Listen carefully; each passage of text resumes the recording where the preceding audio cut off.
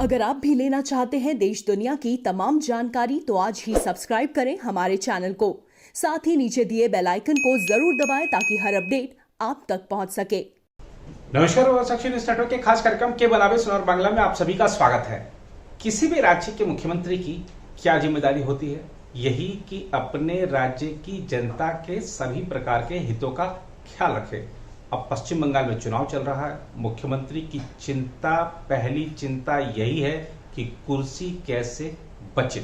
प्रधानमंत्री नरेंद्र मोदी मुख्यमंत्रियों के साथ लगातार संवाद कर रहे हैं। कोरोना की स्थिति से निपटने के लिए कई बैठकें की प्रधानमंत्री ने। ममता बनर्जी एक भी बैठक में नहीं गई और ये अपने आप में बड़ा गंभीर सवाल हो जाता है कि क्या सिर्फ मुख्यमंत्री के रूप में ममता बनर्जी को अपनी कुर्सी की चिंता है, जनता के स्वास्थ्य के हितों का कोई ख्याल नहीं है? पश्चिम बंगाल में जब कोरोना के संक्रमण के मामले लगातार बढ़ रहे हैं तो मुख्यमंत्री अपने दायित्वों से पीछे भागती दिख रही हैं। यह अगर दायित्वों से पीछे नहीं भागना तो और क्या है? आज की रिपोर्ट में इस मुद्दे पर बात करेंगे विस्तार से। साथ ही बताएंगे आपको कि बीजेपी ने अब एक बड़ा वादा कर दिया है पश्चिम बंगाल में। पश्चिम बंगाल में अभी 2 चरणों का मतदान बाकी है और भारतीय जनता पार्टी ने इस बात की घोषणा की है कि यदि वहां पर सरकार बीजेपी की बनती है तो बंगाल में बीजेपी की सरकार बनते ही सभी लोगों को कोरोना वैक्सीन मुफ्त में लगवाई जाएगी। देखना होगा कि बीजेपी के इस ऐलान से पार्टी को कितना फायदा होता है। बहरहाल चुनावी रैलियां, चुनावी शोर तो वहां पर थमता नजर आ रहा है क्योंकि पश्चिम बंगाल में निर्वाचन आयोग ने कई प्रकार की बंदिशें लगा दी हैं। प्रधानमंत्री नरेंद्र मोदी ने भी आज दिल्ली से डिजिटल रैली को संबोधित किया और इस डिजिटल रैली के माध्यम से प्रधानमंत्री ने टीएमसी पर किस तरह हमला बोला है ये आपको दिखाएंगे। लेकिन जरा सबसे पहले बात करते हैं ममता बनर्जी की चुनावी गंभीरता की और कोरोना के प्रति गंभीरता की। इन दोनों गंभीरताओं में कितना अंतर है ये आपको जरा। पश्चिम बंगाल की मुख्यमंत्री ममता बनर्जी ने कोविड-19 की स्थिति को लेकर शुक्रवार को प्रधानमंत्री नरेंद्र मोदी के साथ राज्यों के मुख्यमंत्रियों की बैठक में हिस्सा नहीं लिया। वीडियो कॉन्फ्रेंस के माध्यम से होने वाली समीक्षा बैठक में मुख्य सचिव अलापन बंदोपाध्याय ने राज्य का प्रतिनिधित्व किया। ममता बनर्जी इससे पहले भी ऐसी बैठकों में शामिल नहीं हुई क्योंकि वह राज्य में मौजूदा विधानसभा चुनाव के प्रचार में व्यस्त हैं। ऐसे में जबकि प्रधानमंत्री नरेंद्र मोदी, गृह मंत्री अमित शाह और भाजपा अध्यक्ष जेपी नड्डा जहां बंगाल में अपनी सभी रैलियां और दौरे रद्द कर कोरोना की स्थिति से देश को निजात दिलाने में जुट गए हैं, वहीं ममता बनर्जी को सिर्फ और सिर्फ चुनाव नजर आ रहा है। वह भी तब जब पश्चिम बंगाल में कोरोना वायरस संक्रमण के अब तक एक ही दिन में सर्वाधिक 11,948 नए मामले सामने आए हैं, जिसके साथ ही राज्य में संक्रमित लोगों की संख्या बढ़कर 7,904 तक पहुंच गई है।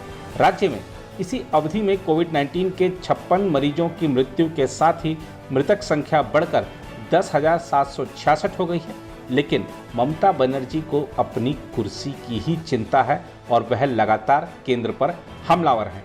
ममता बनर्जी ने कोरोना टीके के मुद्दे पर भी केंद्र सरकार को घेरते हुए कहा है कि केंद्र की नई उदार और त्वरित कोविड-19 टीकाकरण रणनीति बाजार के पक्ष में तथा आम लोगों के हितों के खिलाफ है।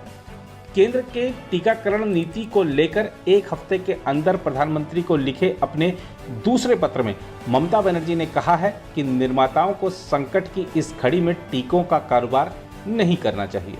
अब ममता बनर्जी भले टीके के व्यापार का आरोप लगा रही हैं, लेकिन भाजपा ने घोषणा कर दी है कि यदि पश्चिम बंगाल में भाजपा की सरकार बनती है तो सभी को कोरोना का टीका मुफ्त लगवाया जाएगा। माना जा रहा है कि भाजपा के इस ऐलान से ममता बनर्जी के सभी आरोपों की हवा निकल गई है। उधर पश्चिम बंगाल में चुनाव प्रचार के दौरान कोविड बचाव नियमों का उल्लंघन का संज्ञान लेते हुए निर्वाचन आयोग ने राज्य में तत्काल प्रभाव से पदयात्रा, रोड शो और वाहन रैलियों के आयोजन पर रोक लगा दी है। साथ ही कहा है कि किसी भी जनसभा में 500 से अधिक लोगों को अनुमति प्रदान नहीं की जाएगी। आदेश में कहा गया है कि आयोग ने पाया है कि कई राजनीतिक दल और उम्मीदवार अभी भी जनसभा के दौरान सुरक्षा नियमों का पालन नहीं कर रहे हैं। अपनी संवैधानिक शक्तियों का उपयोग करते हुए निर्वाचन आयोग ने राज्य में भौतिक रूप से प्रचार पर ताज़ा प्रतिबंध लगा दिए हैं। पश्चिम बंगाल में अभी 26 और 29 अप्रैल को मतदान होना बाकी है। अब इन 2 चरणों के चुनाव प्रचार में राजनीतिक दल अपनी पूरी ताकत झोंक रहे हैं और ज्यादा से ज्यादा डिजिटल माध्यम से चुनाव प्रचार कर रहे हैं। स्वयं प्रधानमंत्री नरेंद्र मोदी चूंकि अपने बंगाल दौरों को रद्द कर चुके हैं, इसलिए उन्होंने शुक्रवार को दिल्ली से डिजिटल रैली के माध्यम से बंगाल के लोगों को संबोधित किया और टीएमसी पर जमकर निशाना साधा। साथियों, ये समय बंगाल को एक नई ऊर्जा के साथ 21वीं सदी के तीसरे दशक में बहुत तेजी से आगे बढ़ाने का है। मालदा, मुर्शिदाबाद से लेकर वीरभूम और कोलकाता तक हर कोई ये चाहता है कि पश्चिम बंगाल का वो पुराना गौरव लौट आए। हर कोई ये चाहता है कि जिस पश्चिम बंगाल में लोग सपने सच करने आते थे, वो पश्चिम बंगाल 21वीं सदी के अवतार के साथ हमें दोबारा मिल जाए। बीजेपी की डबल इंजन की सरकार इसमें कोई कसर बाकी नहीं रख पड़े और छोड़ेगी। बीजेपी बांग्लार जुवादेर के देवे चाकरी, बीजेपी बांग्लार मां बोनेदेर के देवे सुरक्षा, बीजेपी बांग्लार जनगण के देवे भ्रष्टाचार मुक्त शासन, बीजेपी बांग्लार जनगण के देवे गुंडामी मुक्त बंगाल, बीजेपी बांग्लार चाषीदेर के देवे समृद्धि। भाई और बहनों, लोकतंत्र हमारी सबसे बड़ी ताकत है। लोकतंत्र के बिना सामान्य जन की भावनाओं को सम्मान मिलना बहुत मुश्किल है। देश के अन्य राज्यों की तरह ही पश्चिम बंगाल में भी लोकतंत्र का गौरव हमारा पंचायत सिस्टम रहा है। गांव में पंचायतों को और शहरों में नगर निगमों और नगर पालिकाओं को उनकी लोकतांत्रिक शक्ति फिर से एक बार वापस लौटाना, ये हमारी प्राथमिकता रहेगी। ये संस्थान विकास और विश्वास के सबसे पहले माध्यम होते हैं। संकट की स्थिति में जनता सबसे पहले इन्हीं संस्थानों तक पहुंच पाती है। इसलिए इस सिस्टम पर फिर से भरोसा जगाना बहुत जरूरी है। पक्ष और विपक्ष की डिबेट और डिस्कशन की समृद्ध परंपरा पश्चिम बंगाल में और फले फूले, ये सुनिश्चित करना बीजेपी सरकार की प्रतिबद्धता रहेगी।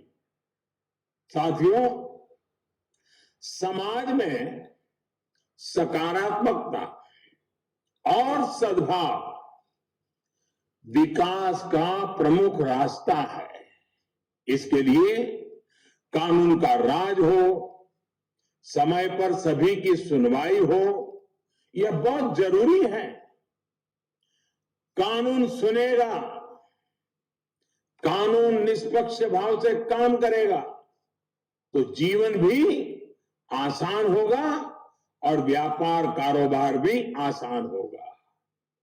घुसपैठ, तस्करी, अवैध कारोबार, हिंसा, तोलाबाजी, सिंडिकेट, ये विकास के घोर दुश्मन है। भारत में निवेश करने के लिए दुनिया संभावनाएं तलाश कर रही है। लगातार रिकॉर्ड निवेश भारत में हो रहा है।